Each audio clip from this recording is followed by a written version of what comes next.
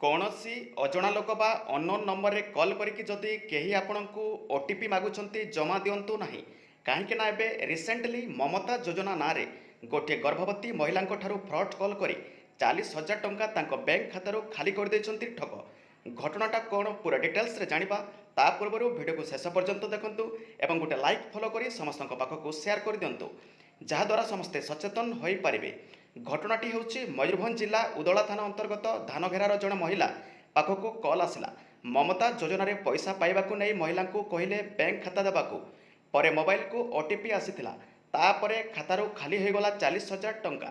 ଶେଷରେ ଉଦଳା ଥାନାରେ ପହଞ୍ଚିଲା ଅଭିଯୋଗ, ଯାହାକି ସାଇବର ଲୁଟ୍ର ଶିକାର ହେଲେ ମହିଳା। କଟିଗଲା 40,000 ଟଙ୍କା। ତ ଦର୍ଶକ ବନ୍ଧୁ, ଆଉ କାହାକୁ ବି ଏମିତି ସବୁ ଫ୍ରଡ୍ ଠକମାନେ କରିପାରନ୍ତି। ତ ଆମେ ସମସ୍ତେ ଏକ ଡିଜିଟାଲ ଦୁନିଆରେ ନିଜେ ସଚେତନ ରହିବା ସଙ୍ଗେ ସଙ୍ଗେ ନିଜର ଫ୍ରେଣ୍ଡ ସର୍କଲ୍ ଏବଂ ଫ୍ୟାମିଲି ସର୍କଲ୍କୁ ମେସେଜଟା ସେୟାର କରି ସଚେତନ କରିବା। ଜୟ ଜଗନ୍ନାଥ।